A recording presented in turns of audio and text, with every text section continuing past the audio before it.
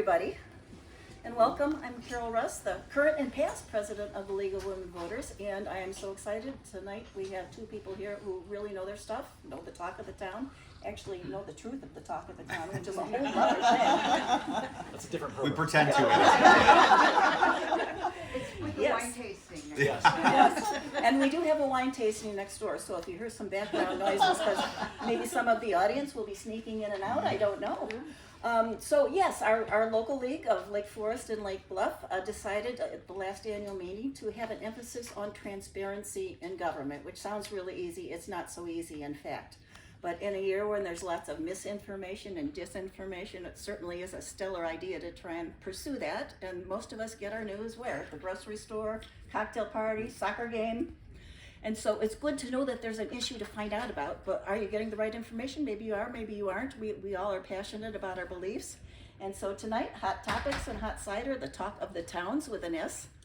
We have Jason Wicha, who is the city manager of the city of Lake Forest, to my right, and sitting to his right, Irvin, a village administrator in the village of Lake Bluff. So we'll have two parts, or maybe three parts to this evening, because they have worked on a PowerPoint separately and together. Just this morning addressing the Chamber of Commerce. And then we'll have some time for some audience questions, so we'll try and get as much as we can. If you're watching this on YouTube, of course, you won't be able to ask a question, but we will take questions from the room after the presentations are done. So have you all flipped a coin and decided who's first? We're going to do this together. Yeah, exactly. Awesome. We're gonna tag team it, and thank you for giving us the opportunity to be here tonight. It's always wonderful for us to have the chance to share the stories of what's happening in both of our communities. There's a lot of good things going on. It's important to us to have an informed residency as well, and so happy to be here. As Carol said, we have a brief PowerPoint presentation. We'll try to go through it quickly. Really to benefit us, we use the same presentation that we delivered early this morning to the Chamber of Commerce. Some of these topics may be of more or less interest to you, so we'll go quickly to make sure we leave plenty of time at the end for Q&A to hear what's on your mind. With that? Yeah, and I think importantly, Carol, as you said earlier, one of the things that we talk about when Jason and I do these presentations is most of the time we're dealing with, I'll say, friendly audiences and people that genuinely want to know what the truth is and what the facts are. So we love educating the public on these matters, and so that you become ambassadors of the truth, and that's great. And if you can meet us and know where to go for information. So, hey, morning, afternoon, I should say. Wow, evening, whatever it is. It's Thursday, right? So you're up. Oh, wow. Okay, well, before I get started, I love to do this. I'm going to do a quick reading. This is from the village's branding initiative that we did a few years back, but I like it because it sets a tone about Lake Bluff as a community and its culture. So bear with me here for a moment. It's a pretty brief statement, but on the northernmost point of Chicago's prestigious North Shore is a jewel of a village where the soundtrack of life is laughter. It rings out from the children who pedal furiously across the village green on bikes. Like church bells, it peals from the restaurants and specialty stores that dot the downtown.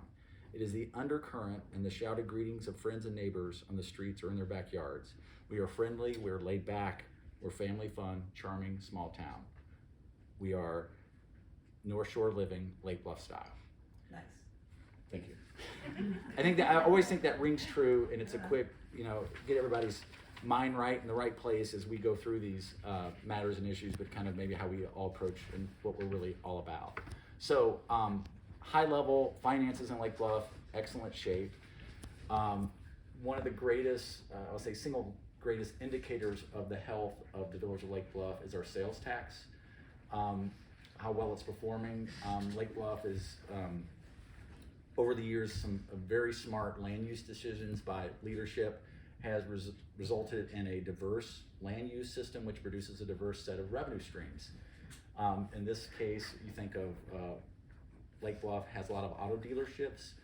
That is about 60% of this number, and these revenues make up a third of our general fund now. So what that means is less reliance on property tax, which is good news, and the village has really taken a really strong approach to try to reduce our operations costs and put all these dollars into our capital programs, which just grow in terms of expense. Target also contributes to this. producing a lot of sales tax for us. The village years ago, about 9 years ago, entered into a sales tax rebate agreement with Target. That's actually going to go off the books next year. It's going to open up some more revenue for the village's capital programs. Oh, I forgot one thing.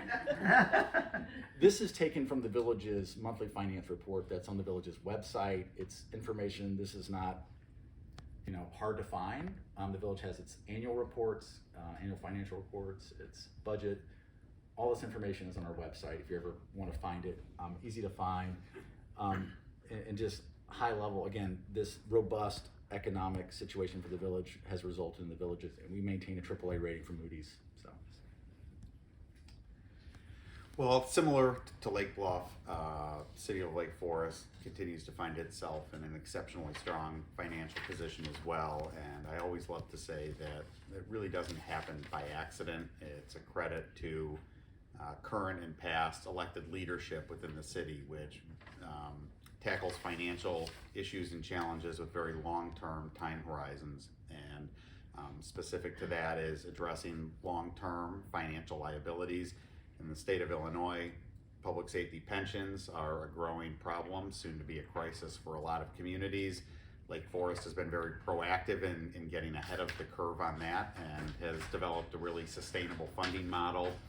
The city has also been very aggressive and proactive in capital infrastructure investments, and really proud to say over the last 5 years the city has invested almost $85 million in infrastructure improvements. For a community of our size, that's a pretty staggering amount of money. We're also projecting to spend about $80 million in the upcoming next 5 years as well. And one of the reasons we've been able to do that successfully is to leverage outside grant resources and dollars that are out there. Over the last couple of years, city staff have been able to obtain almost $20 million in grant funding, which again helps us leverage our local dollars and when investing in these long-term infrastructure projects. I'd also just note that the city, prior city councils have done really impressive work in trying to develop a pay-as-you-go capital investment model. So of the $85 million I referenced in capital investments over the last 5 years, only $12 million was funded through issuing debt, issuing bonds. The rest was paid really on a pay-as-you-go cash basis, and that allows us to stretch our dollars pretty considerably in order to avoid interest payments and such. And so we'll talk more about capital improvements specifically. The projects themselves are more glamorous than a lot of times talking about how they're financed, but we have a great story to tell when it comes to the fiscal stewardship of our city. And then last, I just want to note, also touching on the issue of financial transparency, just last year the city received the third of 3 financial awards from the Government Finance Officers Association, specifically for creating what's called the Popular Annual Financial Report, which is a much easier to digest document.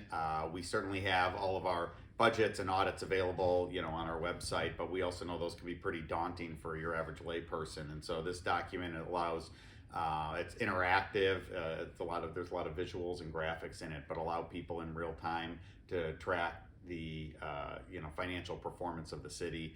And we're really proud of this award because the Triple Crown Award of almost 90,000 units of local government in the United States, only 320 have received that designation. So we're very proud of that, and I think it speaks to, again, our sincere efforts to try to promote transparency and a better understanding of how the city's dollars are being managed. So real estate, a quick glimpse into the village. If you are trying to buy a home in the village of Lake Bluff, good luck. As of this morning, there were 13 houses on the market active. Nobody's leaving town. Why would they? This slide from last year, the change, you can see the difference. The biggest difference is there was an enormous house sold at 7.6 million and change, and but generally speaking, this is not unlike last year's numbers in that there's a very small inventory on the market. It's driving prices extremely high, and it's a universal truth really at this moment in time. But I think I like to contrast that with what's happening in the commercial market. Is we have this amazing low vacancy rate in all aspects of commercial real estate, industrial, office, and retail. The village has enjoyed this for an extremely long time.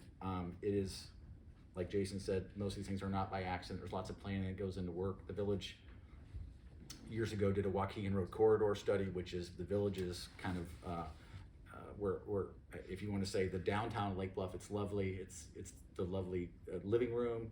The kitchen is the Waukegan Road corridor because that's where all the money's made. It's that space. That's where all the sales tax generators are. But the village changed its zoning. It relaxed its regulations, allowed many more uses as of right. So you can, and it created, extended the life a lot of these industrial buildings there by making them, you can use them for office, you can use them for light industrial, you can use them for storage, and that increased the tenancy. And we're seeing that today with these numbers. If you look at Lake County wide right now, you look at the office number, ours is 3.6% in terms of, that's extremely low. That's practically no vacancies.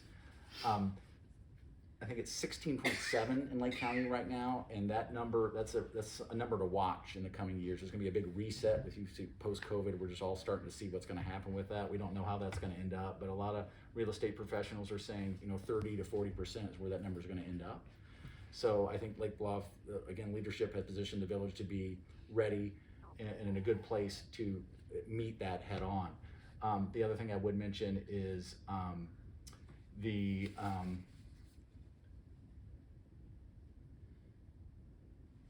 no, I'll save that for later. Go ahead. All right. Well, pretty similar story here in Lake Forest as well. You can see on the bottom chart there that transaction volume has definitely dropped from the last couple of years, and as Drew said, a pretty similar story. We see very low inventory compared to what was on the market several years ago. Some of the national trends I think people are aware of as well, with rising interest rates, has made it a challenging environment for buyers.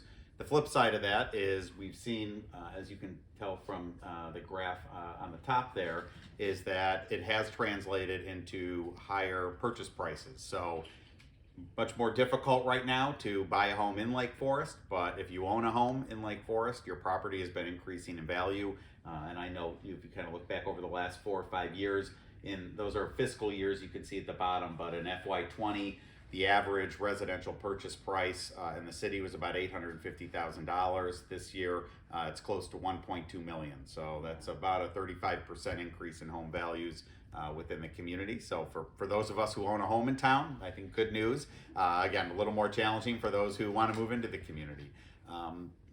Touching just briefly on the commercial market, there, it's still a bit in flux as to sort of what the lingering impacts of the pandemic will be out at Conway Office Park.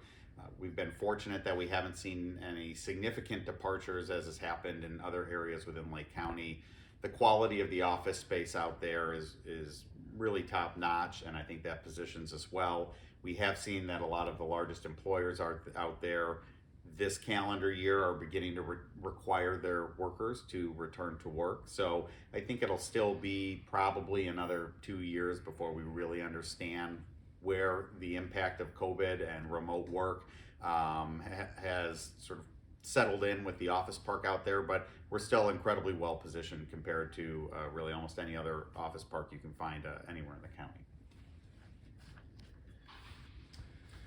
So the boring, we're going to resurface roads, we're going to replace water mains, we're going to invest in liner sanitary sewers, we're going to rebuild storm sewers. That happens in Lake Bluff. The village has a program to reinvest in those assets on a regular basis. I'm going to talk about 5 projects that are happening in the next 5 years. One's going to be starting in March. The first one is the Glen Avenue Footbridge. Smaller scale, the rest of these projects are much larger and much more disruptive, but the Glen Avenue Footbridge is an example of a project which the village actually received most of the funding of this project through a generous donation from a resident. And we're going to get generally a very lovely semi-custom bridge over a ravine area, replacing an old bridge from the 20s that is in need of replacement. And it's going to be a beautiful project with landscaping, and that's going to again start in March and should be done in about 75 days. The 41176 interchange project is a monster.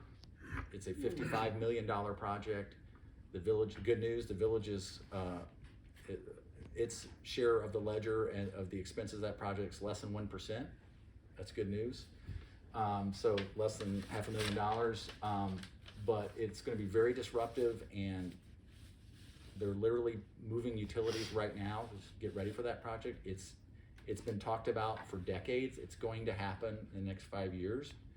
You probably see a lot of real estate signs out there. There's lots of speculation. You know, will there be other redevelopment? Probably, but most people won't jump into that game till they know it's happening for sure. But it's coming. It will take probably, I'm guessing, about 3 years to complete. But the interchange itself will look a lot like what it is today, except for the cure for the problem, which is there's no dedicated acceleration or deceleration lanes. When you're pulling off, you're at a T intersection. That's going to be fixed. Stormwater infrastructure, the village has spent an enormous amount of time studying the stormwater issues in Lake Bluff, and have come up with a master plan. We've identified over $60 million worth of improvements to do. The village has established last summer a stormwater utility to help fund that. We're also looking at all different resources. Federal dollars are coming into the program, state dollars.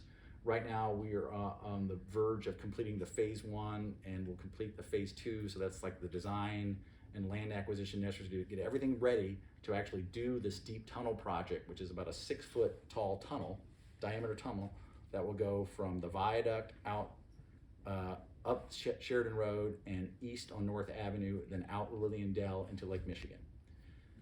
And that project could start as early as 2025 if some county funding comes through.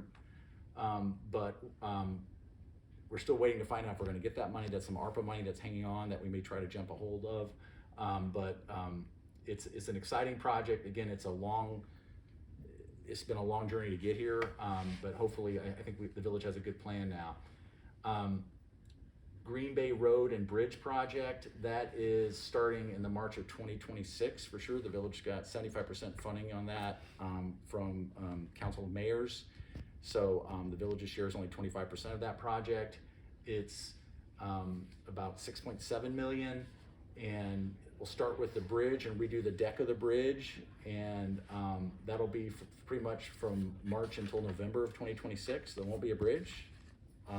We're rerouting traffic on 137 and on Deer Path, and it's going to be a mess too. It's going to be very disruptive, but we're at a point where we can't avoid it, and the road needs to be redone. The village, when it designed this project, worked with the neighbors, and the goal was to keep the road pretty much like it is today in terms of same profile, same width, same sidewalks, not turning it into a large carrier of traffic, so still a neighborhood feel. But again, it will be disruptive. The North Green Bay Road pedestrian system, this is a project the village received a $1.25 million grant from the state to build a bridge. Or if you go up to the village's northern limits where we meet unincorporated Lake County and North Chicago, there's a railroad bridge with no pedestrian way on it. So we're gonna build a separate pedestrian bridge and connect. There's our pedestrian system terminates just south of there, and there's nothing in North Chicago, so we're going to connect those up. We think we're going to be a really strong grant candidate to finish that project. Again, all this is going to be in the same 5-year period. So it's going to be a lot of coordination to get it right and make sure it's as smooth as it can be, but these are all needed projects, and it just so happens all these are just coming to a head right now.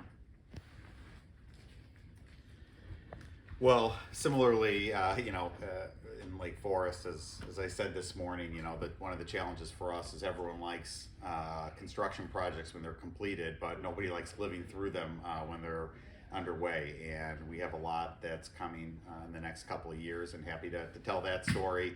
Before I do that, I would like to just point out a couple of projects that have either finished up or soon to be finishing up in our current fiscal year. Just looking at the screen there, you can see ravine repairs this is something that has been an increasing priority for the city over the last 5 to 7 years. Most people recognize the aesthetic beauty that our network of ravines contribute to our city, but what some people don't know is that they also play a critical stormwater management function for the city. Almost all of our stormwater east of Green Bay Road ultimately is diverted through the network of ravines and discharged into Lake Michigan. And we've certainly seen over the last decade or more that with an increasing both frequency and severity of storm events, that it's had detrimental impacts on in the ravines. And so we've done a lot of work to restore the bottom of ravines. I see former Alderman Melanie Rummel here, who is a real champion of these projects, and we've made a lot of headway and success, but there's a lot to continue to do. So we're looking to likely continue about $1 million a year in investments in enhancing and improving our network of ravines. In addition to that, you can see a picture there of the Forest Park Bluff stabilization project that is wrapping up within the next actually couple of weeks, and that was about a $5 million project to stabilize the portion of the bluff, really, if you think about where, you know, the boundaries of Forest Park. So if you're down at the beach, it's kind of the middle section of the beach, if you will, where the North Beach Access Road was reconstructed and the South Access Road reinforcements to stabilize the bluff had been done years ago. This is intended to shore up and stabilize the middle section of the bluff, in addition to putting in some of those retaining walls, which I will acknowledge is not real glamorous looking in the picture there, but there is a significant amount of landscaping restoration work that will be done. There were some really important sustainable and ecological components of the project that were important to the city. So as part of that project, it looks torn up now, but we've removed all invasive species from that area and are restoring it with native plants. In fact, some of the larger invasive species were crowding out sunlight and preventing some of the native plants that do a better job of holding together and stabilizing the bluff from really taking root. So that this is clearing some of that out. It's going to be much more natural to the area. And then we're also collecting through some of the engineering technology the water that accumulates in the bluff naturally, and that's being discharged into bioswales that are being installed at the bottom, which help filter the water before it ends up reaching Lake Michigan. So really an important project for us, both in terms of protecting the safety and stability of the bluff, but also in improving sort of the quality of the water and the native plants and our ongoing commitment to sustainability. You can see Deer Path Community Park. I know this was a project of interest to many people in the league, and there were certainly a lot of conflicting opinions on the project. It did wrap up construction about 2 months ago, and there have been kids on it this winter, which is not something we've seen before. I won't go into all the details of the project. Happy to answer more questions if people have them, and then some additional projects I won't, I'll spare you the details on. But as we look forward to the upcoming fiscal year, we have another very large stormwater project planned. Over the last 4 years, the city has spent about $12 million on stormwater improvement projects that's separate and apart from some of the ravine projects I just referenced. We know stormwater is a big priority for residents in the community and past city councils. I think we're very proactive in hearing that feedback and addressing it. This is the next biggest project, Awani Road. It's just south of Deer Path, and we're upsizing some of the pipes, diverting some of that water to the golf course. Will ultimately make its way to the Skokie River. That's about a $4 million project. The two bridge projects you see there, I provide forewarning. The north half of Lake Road is going to be messy this summer. Those are both on Lake Road. Lake Woodbine Bridge, of course, being at the intersection of Lake and Woodbine, and the McLennan-Reed Bridge is further north on Lake Road, just south of Spruce as you're getting closer to the cemetery.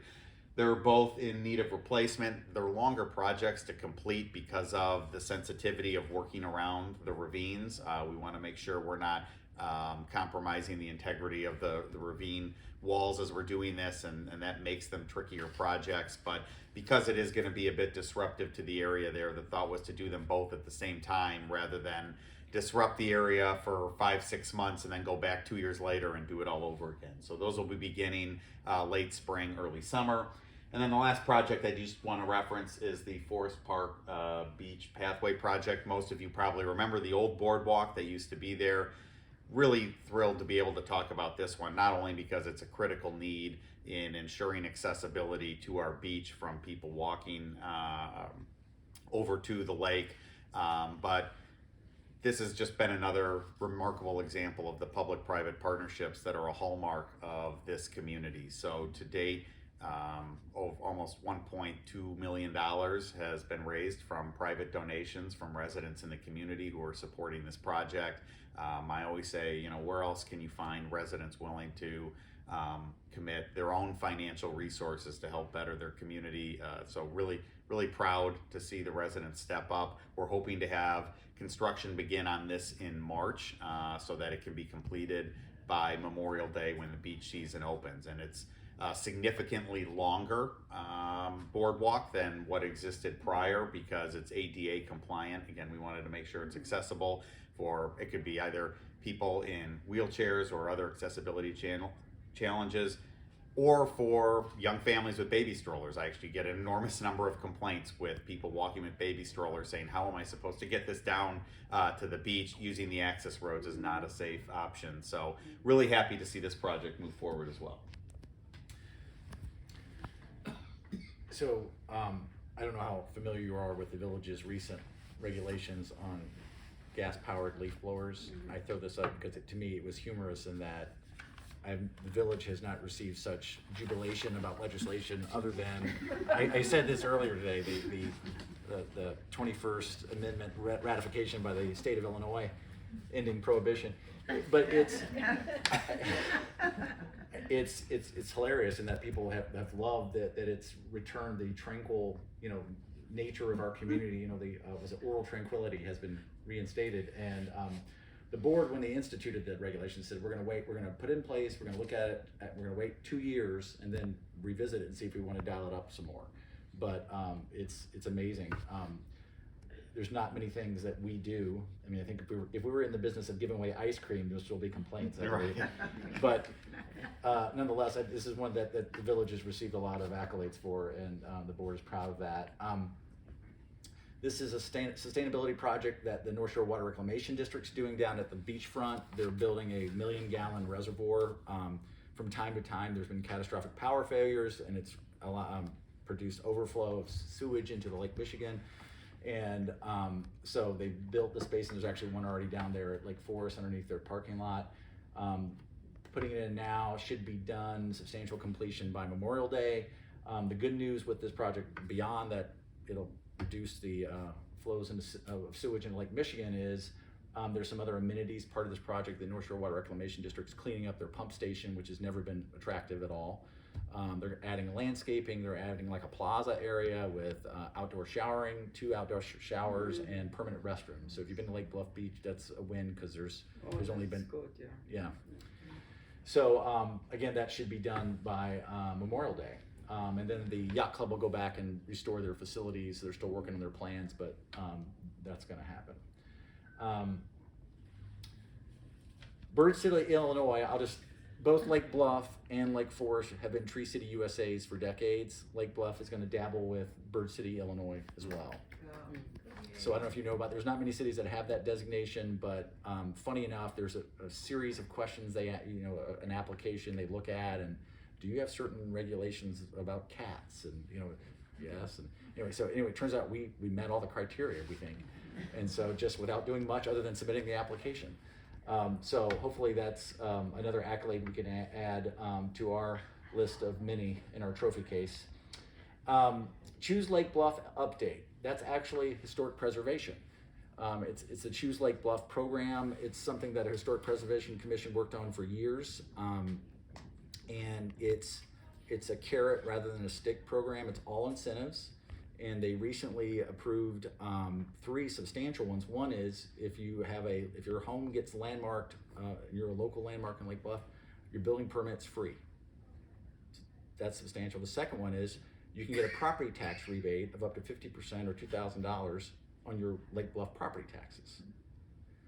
And then the third one is you get advantages if you're going to do an addition to your home and you may need zoning relief. You get a different set of standards to look at that give you advantages as a landmark. So the village put together this program, and surprise, surprise, the village board approved 2 more new landmarks on Monday night. So it's moving the dial. The Village Historic Preservation Commission put together a hit list of all the properties they thought that they really wanted to become landmarks. We sent them a letter, say here's the new program, and it's having quick results. Commercial waste and recycling franchise. The village has we don't collect our own garbage. The village did that a long time ago. We got away from that because the data said don't do it anymore. It didn't make sense, and the village has not looked back. In fact, they instituted a commercial franchise, which now we have the same hauler doing a residential and commercial in town, and the village did that and awarded it 2 years ago and had the lowest commercial franchise fees in the state of Illinois, and has already increased recycling by 10% in our community. And the village, no businesses were harmed in that you either saw a price reduction or they got their prices met. So it was a big win, and Lake Bluff has always been a leader in waste management, and that continues. This last topic I'll talk about is the village is about halfway through an update to its comprehensive land use plan. You all know what comp plans are. So it's been a long time, since 1997. There's been some amendments since then, but this update is really focusing on, can you change the slide please? Mm-hmm. Just tell me when to go through. Is really focusing on missing middle housing. And what that is most communities in America allow for detached single family, but multifamily, not so much. And this is the reason the village is doing this is through its strategic planning process. The community says, hey, Lake Bluff, you need to do this better. There's residents who say, I would love to stay in Lake Bluff and age in place. There's no product there for me. There's so few units that make me want to stay or desirable, and we can do better. So the village is studying this issue. It's a bit controversial because it means higher density usually, right? But there's some areas that the village is looking at. But if you look at this, so Lake Bluff is 99%, so over 99% of the village's residentially zoned areas only allow for single family homes. That's not different really from most places in the United States. Again, that's a common thing. But let me show you graphically what it looks like in the village. If you look, there's a small sliver of blue. That's where you can do multifamily in Lake Bluff. Half the town's zoned residential, but that's the only area you can do multifamily. So the village is trying to figure this out and having a lot of community conversations. You can go to the next one, please. And this is, why are we doing it? One, the residents are asking the village to do it, but secondly, there's a big demographic switch going on right now. So in Lake Bluff, like lots of places in America, 20% of our population is over 65. Most people don't want to be in large homes, have large properties to maintain. What is our product like? It's detached, single family with large lots. Again, the shift, about a third of households in the U.S. are single persons. There's a big shift going on, and Lake Bluff wants to be more prepared, and the village has heard it again through its strategic planning process. Get prepared, village. Do some work to work through this. So again, sorry. So this is like a continuum. If you look, you kind of see like the mid-rise product on the far right side of this slide. On the left side, the detached single family homes, again, Lake Bluff, Lake Forest, North Shore does that very well, very well. But when you start moving towards the mid-rise, the duplexes, triplex, fourplex condos, those apartments, those have been really carved out from zoning codes. Now, tip of the hat to Lake Forest, they've done some projects here that have actually answered that call. Lake Bluff, it's been hard. We've had products, if you followed what's happened in Lake Bluff on Block 3, right? It's an issue, go to the next slide, please. It's an issue of scale. The village has, if you look at the last slide, it talks about a carriage house. A couple of years ago, the village instituted regulations to allow accessory dwelling units. So you can have somebody, like you have a mother you wanted to keep on your close to you can have her in a kind of a coach house or granny flat. And nobody's taken the village up on that yet. So the village is trying to find ways, if that's not working, we got to find other ways. But these are the type of products that, you know these people, like, divorcees that want to stay in town while the kid finishes high school, or other people that want to come and, maybe they're people that spend half their year in Florida and they want to be back here in the summer to spend time and golf with friends. It's just, there's not a lot of product for them. And the issue, again, think about Block 3. What's it's been? It's scale, right? How does it fit in with a neighborhood? How can you do it? and that's really hard to do. And when it still make money for a developer, we're willing to take the risk to go through the process, but also match the expectations of the community on scale and quality. But the village has hired a specialist, Opticos. I borrowed some of their slides. They're a firm based out of Pasadena, California. They're the experts on missing middle housing. They've been excellent helping the village work through this. They're going through our zoning code, looking at where are the hurdles. They're going to give us suggestions. They're looking at 3 properties in town, saying what would a missing middle housing look like on these properties. And so that's underway, and I think that's going to be brought out at a meeting. I think right now it's March 7th. So if you want to pay attention, watch for that. But that's a critical issue, and like probably the single most critical issue that they're really examining, because it's a difficult problem, and just like in Lake Forest, the underlying land cost makes it very difficult to develop without going vertical, and that's where the issue comes in. Okay, and I'll try to wrap this up reasonably quickly, and there could be follow-up questions too, but want to make sure we leave plenty of time for all of you. But it's also going to be a very busy year in the city for planning and development. We are a community that prides ourselves on engaging in thoughtful, long-term planning and using those ultimate planning documents to guide decision-making. So starting probably within the next couple of months and extending out through the summer, the city will be embarking on an update to its strategic plan.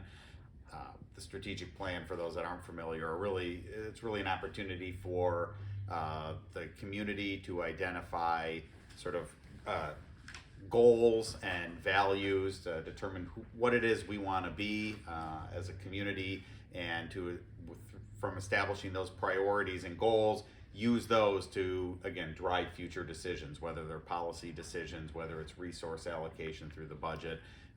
And that process will, like all of our processes, have a significant public engagement portion to it. So please keep your eye out for that. We want to hear from you in the coming months, and that should be coming, again, probably by early March. The Central Business District, looking forward, there's a lot that's going to be happening in the next couple of years in our business district. Really excited to announce that, and some of you may be familiar with the long-planned Deer Path Streetscape Improvement Project. I know former Alderman Rummel, who's back here, was centrally involved in some of the community engagement processes that led to the final design for that. We were fortunate to receive some pretty significant grant funding for that project. The downside of that is that sometimes it delays the timing for the project. So that's scheduled to begin in spring of 25. And the City Council has recently been having discussions about recognizing that no two ways around it, that's going to be a little disruptive.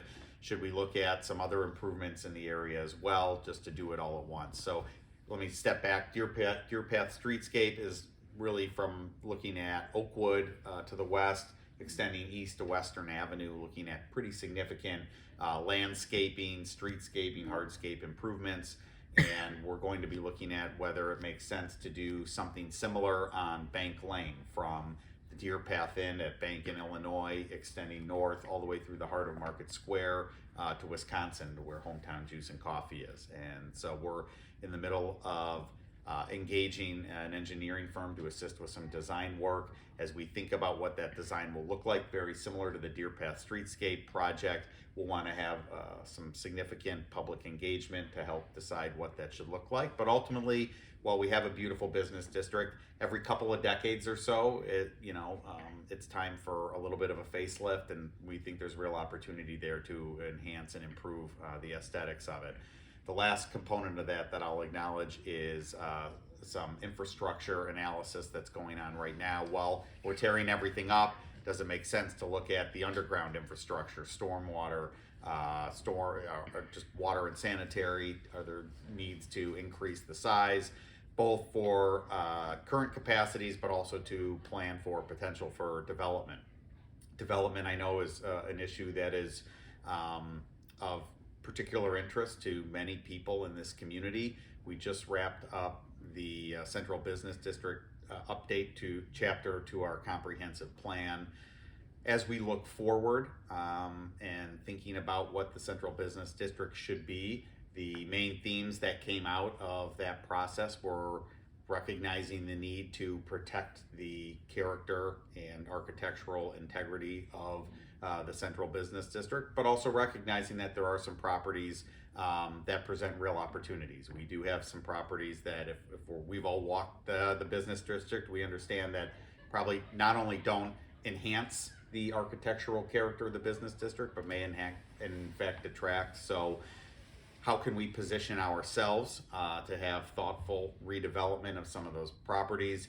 We'll probably be having community conversations over the next year about whether it makes sense to start establishing design guidelines and parameters to help steer potential developers to understand what we're looking for. We're not looking to pre-design specific properties, but having guidelines in place, looking at things like scale and massing, setbacks, building materials, can help make it easier for a developer to understand what the expectations are of our community. And we want to make sure that those guidelines are consistent with what already exists in the business district to, again, enhance what we have, not deviate from it.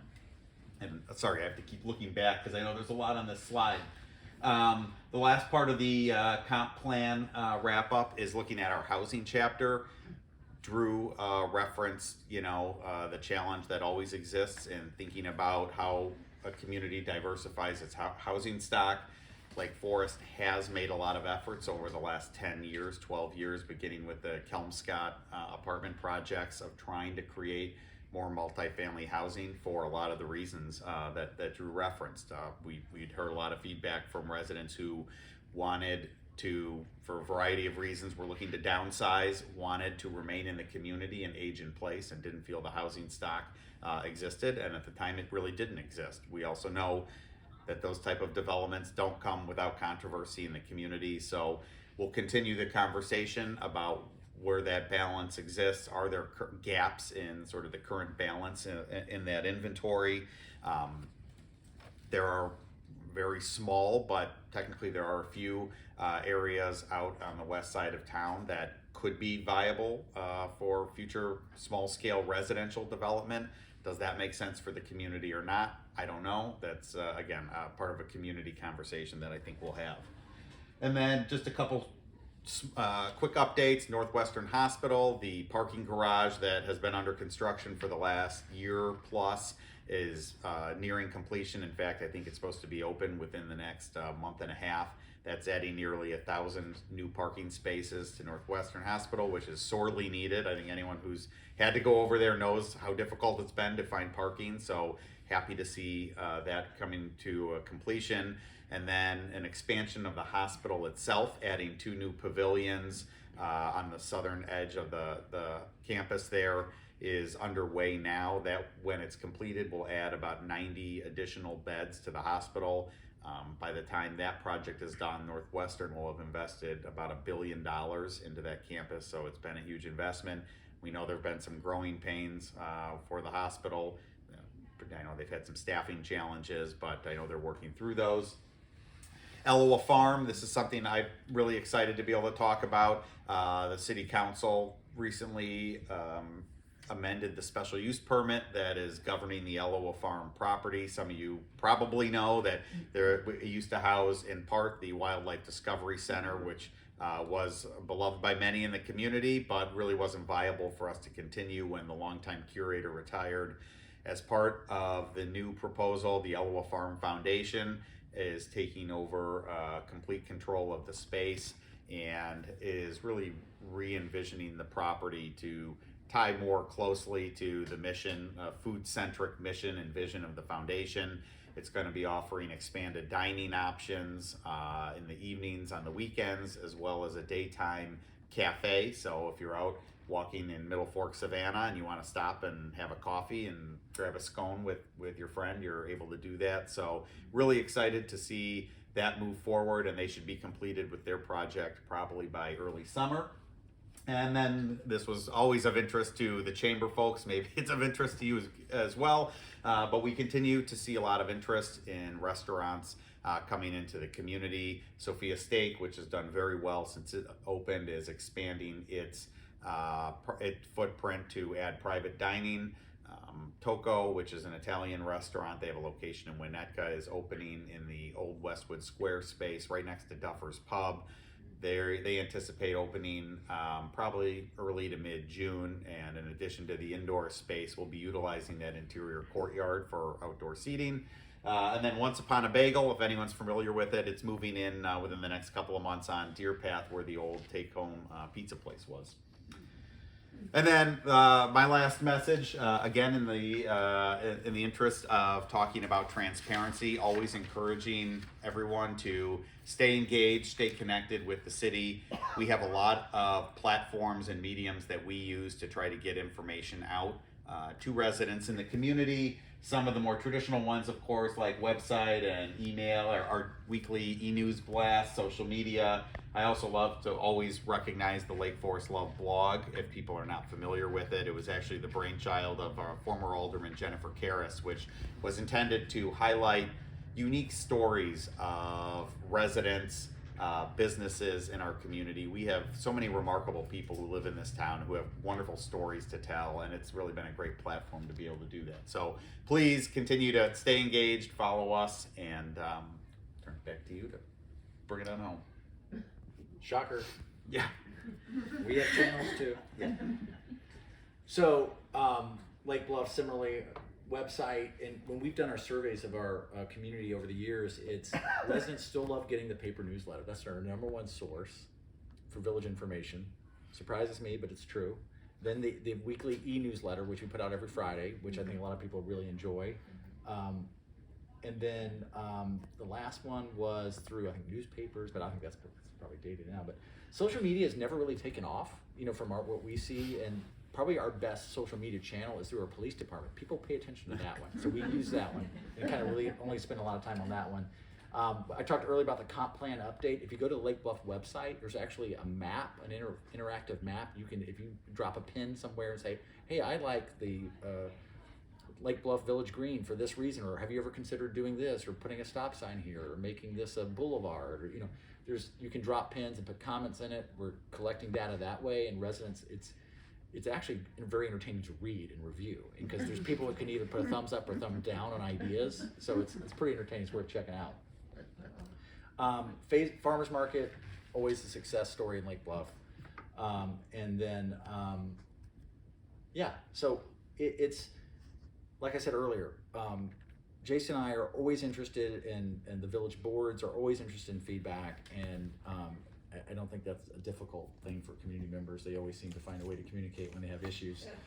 But we try to make it easy, and hopefully we do. So we're happy to entertain any questions, and hard ones go to Jason from what I understand. It's a deal. Our time is yours. Yeah. So actually Jason has asked me to let you know that these two strive to be very accessible. So if you have a subject you need to do a deep dive on, or a subject that maybe you don't want to bring up tonight, they still like to hear it, and they can make themselves available to you.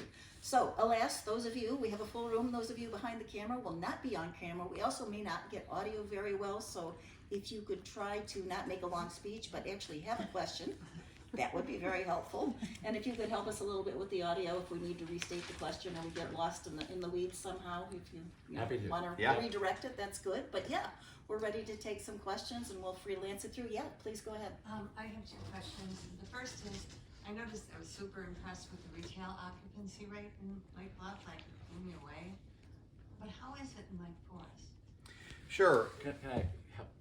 You want to brag real fast? No, but I want to be a truth teller. So one thing, Lake Bluff is small, right? We are super blessed to have a very small town and a very small postage stamp, charming, cute little downtown, which drives demand, right? So we're very fortunate in that regard.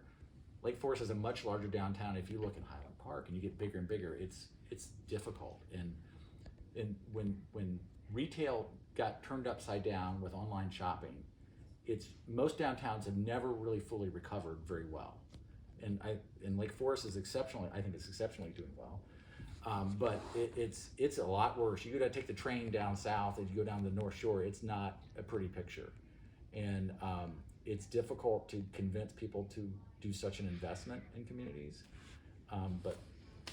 Sure. Well, appreciate the lead in on that, and I think Drew, of course, makes several good points. I would say That comparative to a lot of other North Shore communities, our central business district is doing very well.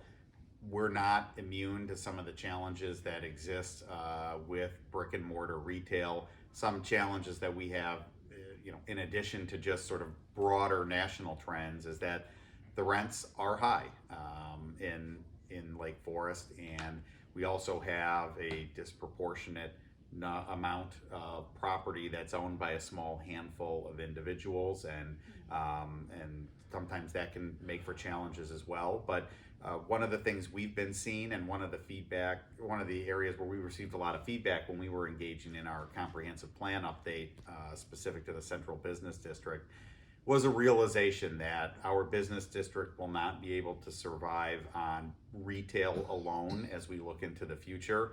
And we've had some real successes in being able to pivot to more experiential type businesses. And I think everyone has seen that we've had a real resurgence in restaurants. There continues to be enormous interest in restaurants coming into the community. In fact, I could name several that would be here tomorrow if they could. One of the real challenges they have is that we don't have a lot of turnkey spaces that are well suited for restaurants. Building out of kitchens, installing sort of the black iron for exhaust is very expensive. It becomes even more difficult to navigate when you're talking about historic buildings. So that's a challenge for us, but a good problem for us to have too, that there still continues to be such strong interest. And I think that's in large part because experience has demonstrated that the market here, and it's not just Lake Forest, but surrounding communities as well, have been able to support the number of restaurants we've had come in. So I don't have the specific data in terms of what our vacancy rates are. There are some vacancies. Again, I think we're comparatively doing pretty well, but acknowledge that we do have some challenges that are unique to us as well. And that the idea is that our downtowns really function as lifestyle centers, right? You think about Lake Bluff, Twigs is the only retailer we have anymore, right? There's all service. It's restaurants, it's coffee shops, professional services. That is the turn that's happened, and again, small is the new big in that regard, right? And so it creates a very lively small area, but it's difficult. That's why I think your downtown planning work that's going on, like what's happening on Bank Lane and crossing that with Deer Path, those spines of the community, that's a really interesting opportunity for the city. Yeah, and again, we've seen some of as Drew said, not just restaurants, but Pilates studios, medical lounges, things that people can't necessarily replicate at home. That's where we're seeing a lot of success. Okay, and then my second question was, when the Justice Department decided to initiate the Stand Up to Hate program, and all 96 attorneys signed on, the general attorneys signed on, and then 25, 35, 40 local suburbs signed on. Did Lake Bluff sign on for United Against Hate? So I think our mayor think he did. I think he did. did. I think And we just I know did. that Lake Forest did not. Mm-hmm. Why? I know, and we heard some criticism from residents in the community, and it certainly was not a reflection of where we stand as a community in regards to acceptance of hate. We recognize that hate has no place in Lake Forest, but the city has had a very long-standing policy and tradition of not wading into national, or in this case it was really international affairs, or I think issuing opinions on various cultural issues. And we know at times people are unhappy about that, but as a general practice, I think it has served the city well to say, as a local government, we focus on our job of providing exceptional core municipal services to our community, and we really remain silent on more divisive issues. And it's not that issue is divisive in and of itself. Certainly it is not. Hatred's not divisive. It is not. But once you open that door to commenting on, again, I think that one came about in the context of the conflict in the Middle East.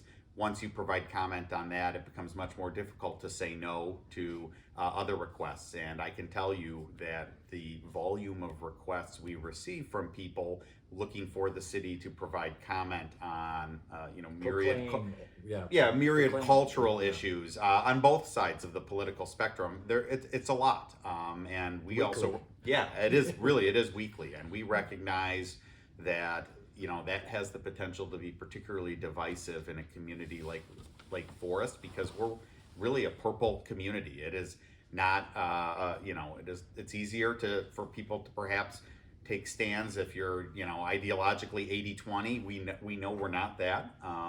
And so, we try to avoid the division that can come from that, but we also recognize and hear from residents all the time that they want and expect their city government to reflect their values, and I respect that. But again, I think that was the reason for it. I will note, specific to, or sort of tangential to that, as a reflection of our efforts to be more welcoming and inclusive, this was the first year in the history of Lake Forest that we had a menorah displayed in Market Square, that we had a Hanukkah celebration in Market Square, and that may seem benign to a lot of people. It was very meaningful, I know, to others, and I use that as just one small anecdote to say that in spite of frustrations people may have had specific to that statement, we do believe that we are a very welcoming community. We're cognizant sometimes of the historical perceptions or reputations of the community, and have worked very hard to shed those. Okay, another question, please? This is for Drew. Yeah. In the 5-year plan down the road for the 176 interchange, are they looking at what to do with the railroad tracks in that whole reconfiguration? Can you go back? Yeah. So Can you they, state the question? yes. So the question, go back to the capital slide. Great. I mean, right I there. know it's owned probably by the railroad, but This is classic IDOT. So the question is, what is the scope and boundaries of the project of the 41176 interchange project? It actually terminates. Where's the railroad track? Yeah. So here's the railroad track. Here, actually, under this drawing, I don't know if it's difficult to tell, but they looked at a number of different configurations at this interchange, and even they were really close to recommending a roundabout right in front of Canals in that interchange right there, Skokie Valley and that. But the problem was backing up cars in queue who may be confused about what to do with roundabout. They get worried about them backing over the railroad tracks. And they didn't want to spend the money to separate the grades, lower the train or raise the train. And so to save money, to make sure the project could happen, they basically said, we're gonna work around that and put a traditional signal in there. So the tracks will remain the same as you see today. So that experience that you have heading eastbound or westbound will remain relatively unchanged as you have it today. so, speaking of rumors around town, do Yeah. we know the real reason why that train stops in the middle of the day for 20-25 minutes? And I have some funny stories on why, but I want to hear what you have to say. We want to hear your story. I know, they're probably pretty funny. Or have we looked into how we can deter that from happening? So the best answer as to why the train may seem to stop along those tracks, that's a subdivision. I forget, that's what they call it in the Union Pacific Railroad. It's a subdivision. I forget the exact name of it, but they call those types of tracks subdivisions. And the Union Pacific Railroad says, from a business standpoint, they have no reason to have trains stationed there. That they're losing money if there's a train stop there, and that if it is stopped there, it's because there's either conflicts further up the line or below the line that they're allowing to resolve themselves with other train traffic, or that it is there's some sort of safety reason that they're stopped. But they, again, from a business standpoint, they want those trains moving all the time. and I don't know if you've known this, but they've been doing improvements all over the nation with all the railroads, with the Positive Track and doing things. So it's really everything's moving towards automation, right? And so that the idea that somewhere in Nebraska there'll be somebody playing trains and moving the trains and freight all across America. But that's what I understand to be happening, is that if it happens, it's happening for one of those two reasons. Not because they're stopping to go have food somewhere or something. I grew up in the South where that does happen. I've seen people stop to go to a barbecue place in Ridgeville, South Carolina, and they're not here. Yeah. On the Green Bay projects, if that's gonna be torn up, is there also gonna be stormwater renovations or changes made along that? Yes.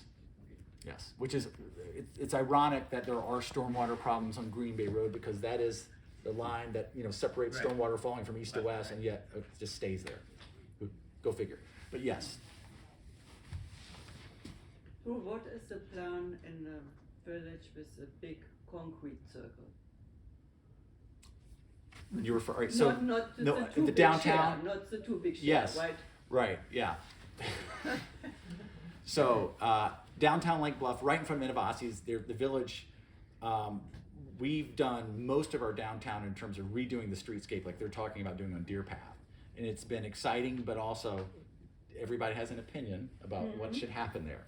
So the Architectural Board of Review, which is chaired by the longest standing volunteer since 1978, he's chaired that. He's like, let's just go slow.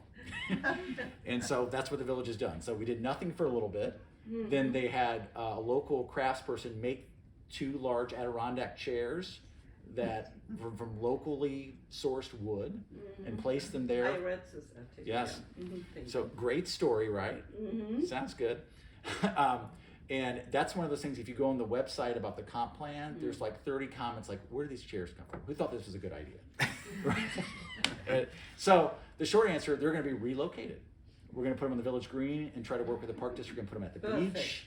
Perfect. So they're moving out, and the village is actually, next month at the ABR meeting, you should go, because they're talking about, and the original downtown streetscape plan, I shouldn't say the original, but the approved concept plan has landscaping that goes where there's turf now, and they're talking about implementing that, or recommending that be implemented, as well as adding some other landscaping within the concrete area with additional normal scale seating. Yeah. And the sculpture, Yeah. will the sculpture sculpture, return? The dancer's sculpture that was in that original landscaping bed is gonna be, the village worked with a landscape architect and the artist, the sculptor herself, and we walked throughout the whole community, and she wants it at the train station. And so, Train station. yeah, right across from the downtown, when you walk, there's a landscaping bed on the south end. She wants it right there so it can be viewed by vehicles and pedestrians and people on the train. High visibility area, and it's a really lovely area, so. Right, Melanie? Drew, I have a question for you. Yes, So you were talking about your stormwater project yes, under the The viaduct at yes. 176, and that water is going, to Lake Michigan. yeah. What are you doing to filter that water before it gets to Lake Michigan? So, I mean, Jason's right, I kept hammering away at when the water's going through the ravines, Mhm. we're gonna slow it down, we're gonna put in ripple structures, we're going to have natural plantings. What are you doing? We're redirecting it through the downtown Lake Forest. No. Good answer. With those Adirondack chairs. No. No.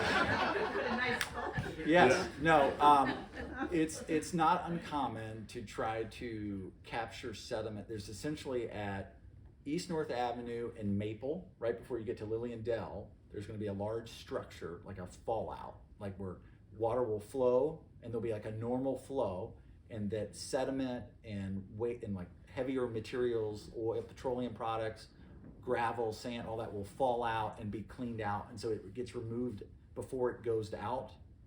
And then the pipe itself will daylight, I forget how many linear feet west of the lake, and then it will be oxygenated through rocks and so forth as it goes out and spills out into the lake. So it'll So be this sounds like a structure similar to what Lake Forest put in on Northwestern Avenue. if We were happy to provide the advice, yeah, so, I think it is very You similar. guys should talk. Yeah. it's a common method, but that is a concern, right? The water quality, of course. Yeah. So that's what's planned for that. And it captures the fertilizer runoff too, right? I don't think it's capturing that per se. Well, all the sediment settles. The heavier stuff that you definitely, because it's stormwater coming from the roadways, which has, cars leaking fuel or hydraulic fluid and so We forth. put them under several, Lake Forest has put them under several parking lots. Yeah, It's a very we- common method. Yeah, we've been doing it as practice now when we're resurfacing parking lots. And we look at both, again, installation of bioswales and rain gardens, but also these features that filter through the runoff and capture that. And what's interesting, most of the time, this water today, that stormwater, if you know Artesian Park, that pipe that's capturing the existing viaduct water, goes underneath Artesian Park and out and daylights into Ravine Park, a little bit ways just east of Evanston, and goes through the ravine. And most of the time, if you walk over those ravine bridges, you notice there's no water in there, right? It's kind of feast and famine when it comes to stormwater. So when it's going through there at a high rate of speed, that's what you're really worried about. That's why the reason why the village wants to get it out of the ravine, because it's scouring, right? And it's going through at a high rate of speed, and it's got the particles, and it's like a sandblaster going through there, and it's damaging the ravine and compromising those properties that rest above them. And Lake Forest sends some of our stormwater your way, by the way. I know they do. We don't talk about that, yeah. And just to plant a seed when you're talking about the downtown comprehensive plan, and I love the fact that you're gonna get ahead of some of that development in some of those properties that may be ripe for redevelopment. And so my seed to plant is I hope you'll consider doing a similar thing with North McKinley Road. Because, we had, in my tenure on the council, one of the most controversial issues was the multifamily housing on McKinley Road. And I think the next big place for multifamily is going to be further north down McKinley Road. And so I would just encourage that there be some standards established beforehand. Sure. As that area gets developed, just a seed from. Yeah, no question, and it's a good suggestion, and I think we're very sensitive, even if and when we're talking about adding more multifamily housing in and around the central business district, avoiding instances where it's replacing single-family homes that are already in existence, and so we try to learn from experience too. Alderman Rummel was well aware that the project in question became real challenging, and so yeah, I think if we can be more proactive in thinking through some of that, it makes sense. It's difficult to get those design guidelines in place before developers come knocking. That is like a trick. But you're done once they are in process. Yeah, it's tough. I have a question on the Lake Bluff need for smaller housing for folks like me who are approaching or at the 80-year-old level. The house is too big, the garden is too big, and I want to move somewhere smaller. There's nowhere to go. Except the property right across the fence from me sits idle. That's the former Harrison Conference Center site, now the Stonebridge Development, and its second round of developers who don't know what to do with the property. There's quite still a lot of room to build either condos or whatever, so that two people can live comfortably and still not have the amount of work to keep up with the large home and property. Has any progress been made with the developer to consider something like that? So, short answer, no. The developer has not. They had They're them. still paying taxes. Yeah, and they have the financial wherewithal to carry it for an extremely long period of time. And that's good news for them, bad news for us.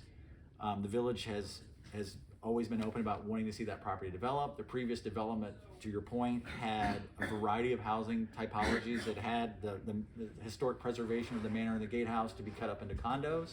It had attached and detached single-family product. There was another plan that was going through the planning process that had cottages, and the owner and developer, same owner, never finished that, never went to fruition, and get final approval for that. So, one of the things that I was talking about earlier about the real estate, the state of real estate in Lake Bluff and nationally as well. If investors in real estate right now, the best markets to be in, strangely, is residential and multifamily right now. It's not, office is a bad investment, but residential and multifamily are places to invest. Does that mean somebody's going to come forward with a plan for the Stonebridge property? I don't know, but it's getting better, at least financially. It's been a struggle. You don't, when you look up and down the North Shore, and really in Illinois, there's not a lot of subdivisions happening.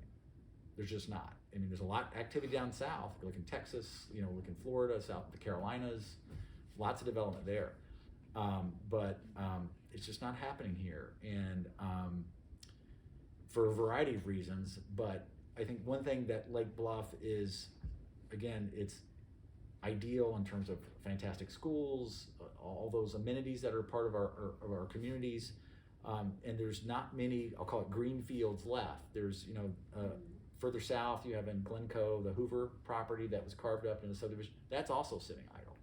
So there's not many North Shore large lots, properties like that could be redeveloped. And the good news about the Stonebridge property, there's a lot of infrastructure already in the ground. So it's an opportunity for certain.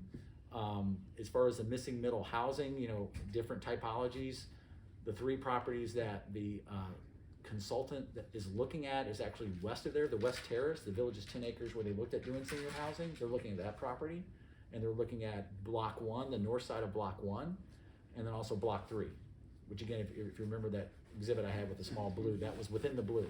So usually things that are already permitted happen faster, right? You don't have to create new rules and go through that process. So, but the one that's on the west side of town, that's different. That's currently zone Rio, which is residential, institutional, and open space. So it would take a rezoning to happen, but it's possible.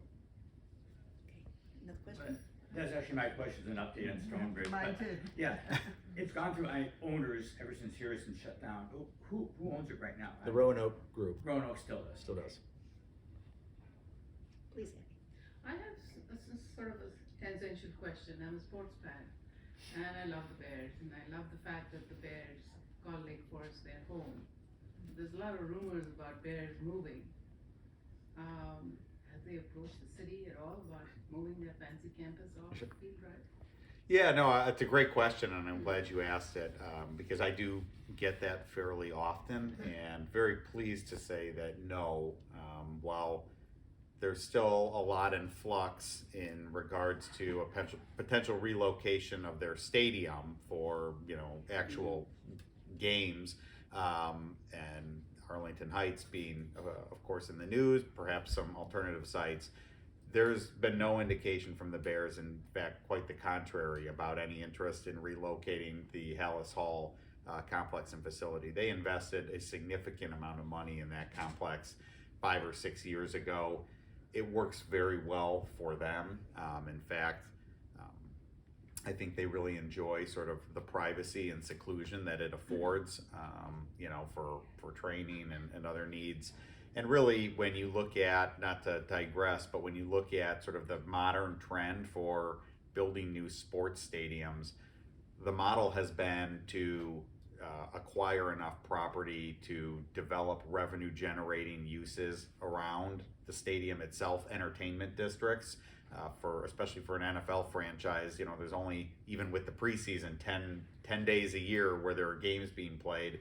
how can they maximize the property to generate revenue year round? And I think that's one of the reasons the Arlington property appeared so attractive, because the amount of acreage available far exceeded the amount needed just for the stadium itself.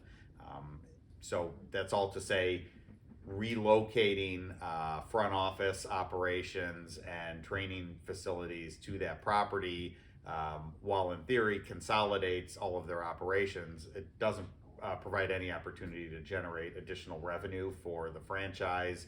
And again, that area is much busier than what they have here. So confident that the Bears will continue to remain a strong community partner for many years to come. Okay, any more questions? Oh, yes. I have one more.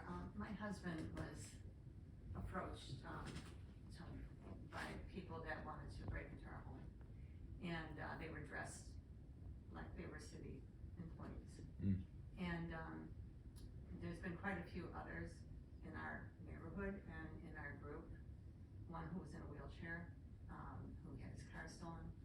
And I just wondered, why is it that I know who's driving without a driver's license, or who's drunk driving, or there's domestic violence, and why isn't it in the patch?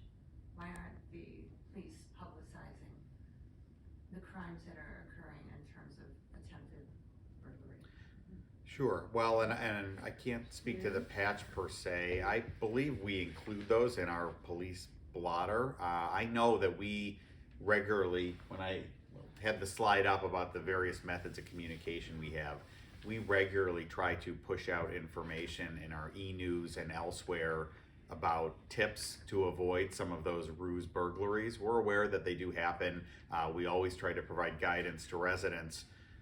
No city worker is going to show up at your house unannounced and ask for access into the home. Certainly with auto thefts too, we are regularly pushing out information, encouraging best practices to avoid that. Really, they're crimes of opportunity. Those can be easily avoided. I think of all the vehicles we've had stolen in the community in the last 2 years, not a single instance did that occur where the key fob hadn't been left in the car. So they come, from out of town.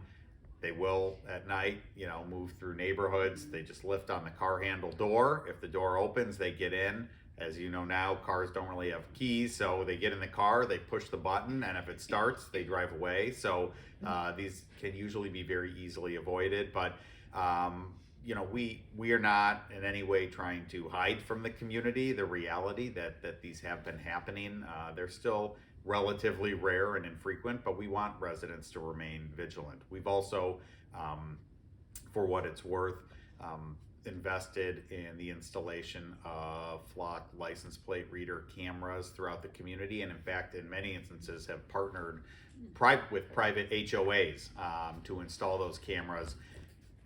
In most, perhaps not all instances, where these individuals are coming into the community to commit crimes, they're driving a stolen car to come into the community, and this will alert the police department as soon as that license plate crosses into the city's boundaries. And I can say we've had numerous successful instances of arresting these people within minutes of them coming into the community. So I'm sorry to hear about that experience. I know how harrowing it can be, and also just how vulnerable it can make one feel. We're doing all we can to try to educate residents on what we can do to avoid it.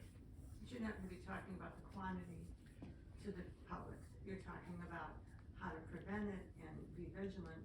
But I think that if people knew how often it was happening, they would be more vigilant. And something for us to consider. We obviously, every time there is a crime in the community, we don't broadcast them individually. Any aggregate data on criminal activity in the community is available on our website. So I can't speak to the number of, say, home burglaries in any given year, but I know that information is available on our website. Okay, thank you. Okay, one last question from Mary. Oh, thank you. I heard that the Year Pass Community Park cost considerably more than the budget. How much did it cost?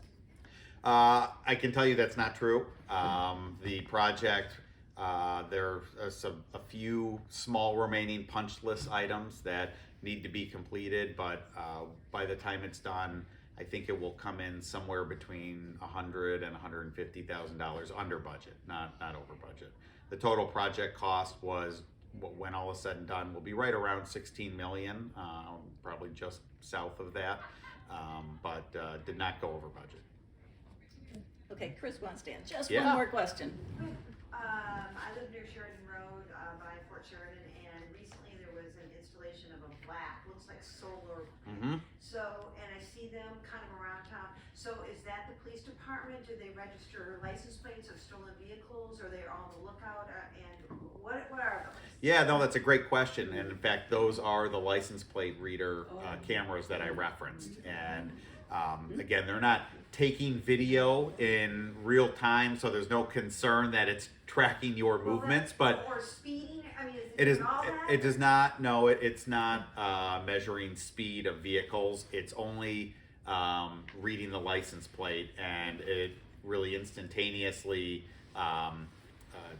reads the license plate and runs it through the database of that the State Secretary of State provides of stolen vehicles. So we would know if it's stolen, and then it would from there immediately report it to our police department. Is it only Lake Forest? I just have a couple follow-ups on that. Sure. Who monitors that? Is it monitored daily? And are all license plates a snapped picture every car, or just when there's an alert, or? There's no photo taken every time a car passes, but it will send an alert if it reads a stolen license plate. Who and monitors that? I mean, do the police department every day there's someone manning, so to speak, on a computer monitor? Yeah, no, we partner with a third-party vendor who is responsible for the installation and maintenance of the camera. But the camera is ultimately connected to our dispatch center. We, and Lake Bluff is part of this as well, are part of a consortium that contract dispatch services with the village of Glenview. So if a car was passing north on Sheridan, coming into Lake Forest, that camera system operates 24/7. Again, it's not recording video, but if it flagged a stolen car, it would immediately alert our dispatch center that the stolen license plate and make and model of the car has entered into Lake Forest, traveling north on Sheridan, and which gets dispatched out to our police officers, and hopefully we would catch them. Is it also on the north end? Yeah, we have them in several locations. So yeah, we have them right by the high school. We have them down at Sheridan, and then we have them, as I said, where we've partnered with several homeowners associations where as you enter into the subdivision. Oh, so the total number is maybe 10, 12? Yeah, so probably somewhere around there. I don't have the exact number. Okay, and will there be more in the future, or is this a pilot project? Who's the third party vendor, and does the city have to pay for it? So there is a cost associated with it. The vendor is called Flock. And Atlanta. What's that? They're out of Atlanta, Georgia. Sure. And, it's been successful for us. And I can't say there are immediate plans to add more, but my suspicion is that we probably will in time, if not on our own arterial streets, coming in and out of the community. Again, we continue to hear significant interest from homeowners associations that actually pay the cost themselves. So they partner with us to make sure that all the information is transmitted ultimately to our police department, but they're paying for the cost to install the cameras themselves. And I should add that as part of this, we're not operating in isolation.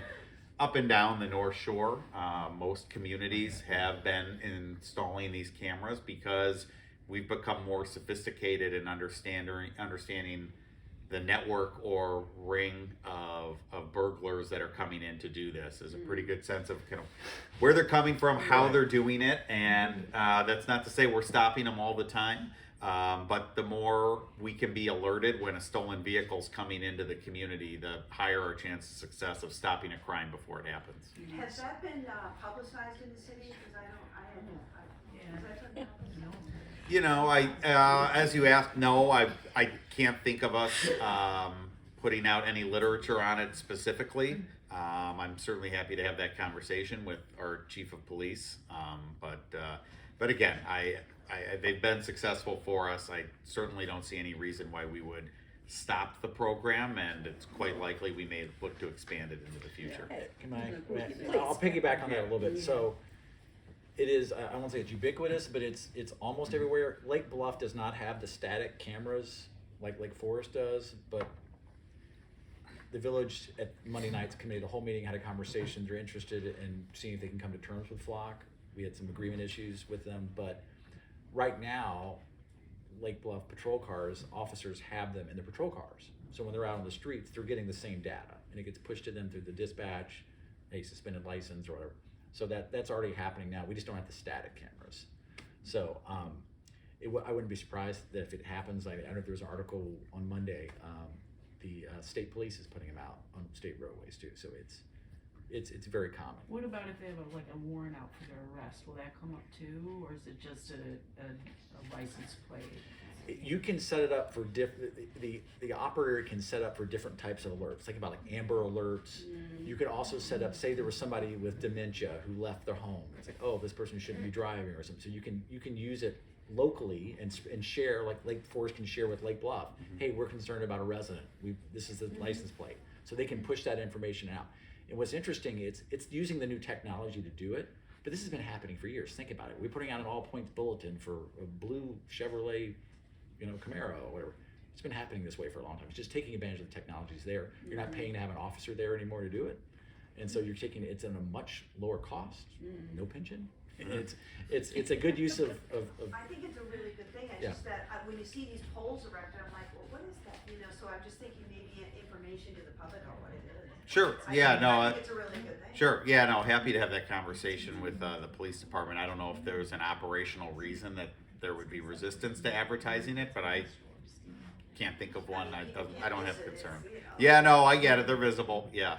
Okay, well, it's heartening to see all the civic interest in the room. These two are available by day, but they do a lot of nights too, community meetings, boards, committees, and you gave up yet another night for us, so we thank you. And Burton, final thoughts? Thank you.